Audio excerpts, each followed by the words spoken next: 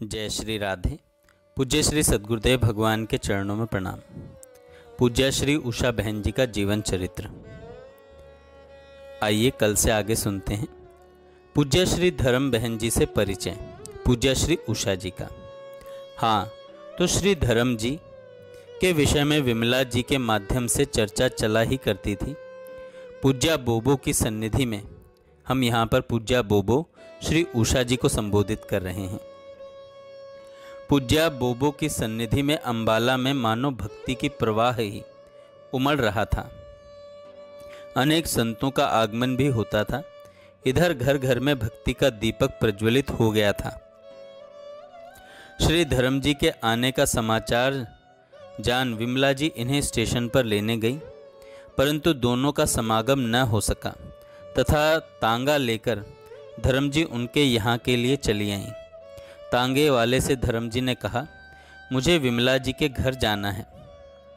तो वह बोला, हाँ मैं जानता हूँ। हाँ मैं जानता हूँ, उषा बहन जी का घर, मैं आपको वहीं लिए चलता हूँ। उन्होंने पुनः अपनी बात दोहराई। वह चुप सा खड़ा रह गया। एक व्यक्ति इधर ही आ रहे थे। पूज्य धर्म जी ने उनसे कहा, मुझे विमला जी के घर जाना है। उन्होंने कहा, हाँ मैं जानता हूँ उनका घर, और साथ लेकर उषा बहन जी के घर की ओर संकेत कर बोला, वह सामने वाला घर उषा बहन जी का है। अंततः पूज्या धर्म जी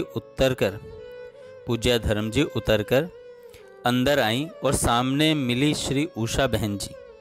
धर्म जी ने पुनः इन्हीं से पूछा, आप उषा जी हैं? बस यह सुनना था कि प्रसन्नता में भरी पूज्या उषा बहन जी भागी चली आईं और बोली, आहा, धर्म जी आ गईं। ऐसा लगा जैसे वो पूर्व से ही परिचित थीं। उत्साह और उमंग पूर्ण वातावरण छा गया। दोनों का मिलन हुआ। कैसा था यह सब, यह तो कौन कह सकता है, परंतु श्री कृष्ण प्रेम दीवानी दो सखियों का सम्मिलन हुआ। श्री कृष्ण चर्चा सहज प्रवाहित होने लगी, जिसमें भीगी यह श्री कृष्ण प्रेम दीवानी सखियां तथा अन्य बहनें। पूज्या बोबो की प्रबल धारणा एकाग्रता कुछ ऐसी थी कि चाह कर भी धर्म जी विमला जी की बजाय श्री उषा बहन जी से ही मिली। पूज्या धर्म जी का एक बार पुनः अंबाला आना हुआ। श्री उषा बहन जी को इस बात की सूचना मिली। वे तुरंत मिलने गईं। बातचीत के उपरांत पूज्या बोबो विमला जी से बोली, मुझे बहुत भूख लगी है, कुछ दो। विमला जी के यहाँ उस समय तक सब समाप्त हो चुका था। उन्होंने अपनी असमर्थता दर्शाई, परंतु श्री उषा बहन जी बार बार आग्रह करती रहीं। विचित्र बात यह थी कि वे कभी घर पर खाने के लिए न कहती थीं। आज अपने स्वभाव के सर्वथा विपरीत उनका यह आग्रह देख सभी स्तब्ध हो रहे थे। कुछ देर बाद श्री धर्म जी ने संकोच से कहा, मेरे पास कुछ पराठे अवश्य रखे हैं। श्री धर्म जी ने यह घटना सुनाते हुए यह कहा था, मेरे पास रखे पराठों का बोबो को पूर्व में पता लग गया था। कदाचित उन्हें ग्रहण करने के लिए ही उन्होंने इस प्रकार आग्रह किया। उनके इस स्नेह और आत्मीयता को देख मैं विभोर हो गई। इस बार धर्म जी अंबाला आई तो यहीं रह गई। लीला कथा के सुख का आकर्षण तो था ही। इसी विद्यालय में जहाँ श्री उषा बहन जी प्रधान अध्यापिका थीं, इन्होंने भी कार्य करना प्रारंभ कर दिया। मानव भक्ति स्रोत प्रवाहित होने लगा। क्यों न हो, श्री कृष्ण अनुराग मत्ता दो सखियों का सामीप्य श्री कृष्ण कथा के अतिरिक्त हो ही क्या सकता है। सत्संग के प्रति सभी में इतनी उमंग रहती कि छुट्टी के दिन, छुट्टी के समय के बाद, पाठशाला के समय से पहले, यही नहीं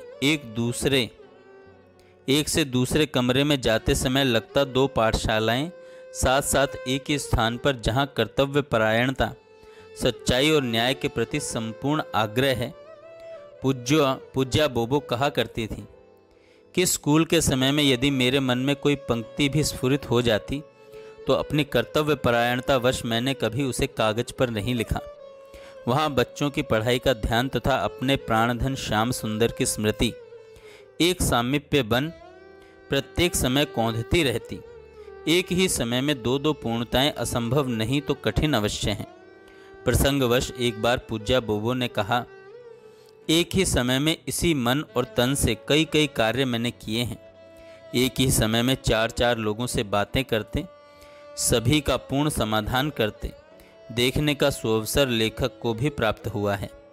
दिव्य थी उनकी मानसिक तथा शारीरिक क्षमता। पूज्या बोबो के जीवन में श्रीमद् भगवत गीता का बहुत बड़ा योगदान था।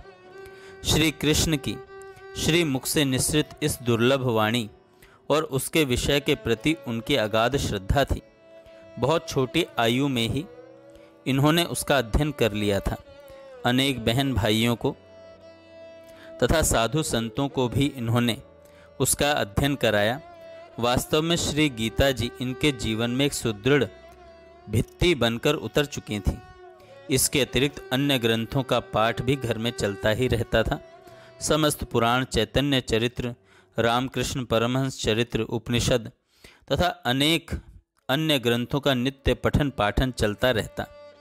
श्री कृष्ण चर्चा स्वभाव बन जीवन में ओतप्रोत हो गई थी। श्री द्वारका सिंह जी से परिचय। अमृतसर निवासी तथा वृंदावन के प्रेमी श्री द्वारका सिंह जी की श्रद्धा तथा संकीर्तन प्रेम विख्यात है। लाहौर पंजाब से ही वृंदावन के प्रति उनकी निष्ठा रही। पूज्या उषा जी के विषय में पता लगने पर दर्शन के लिए अम्बाला आए। पूज्या उषा जी की आध्यात्मिक अनुभूति तथा प्रिया प्रियतम के चरणों में दृढ़ अनुराग ने उन पर जादू सा कर दिया। इनके प्रति समादर भाव रखते थे। वृंदावन दर्शन करने जब भी आते पूज्या उषा जी से भी अवश्य मिलते। पद संकीर्तन द्वारा श्री ठाकुर जी को रिझाते ही थे। पूज्या उषा जी के प्रति अगाध श्रद्धा बनी रही। श्री ठाकुर सेवा तथा इनके आत्मीयता तथा स्नेह के स्वभाव से बड़े ही प्रभावित होते।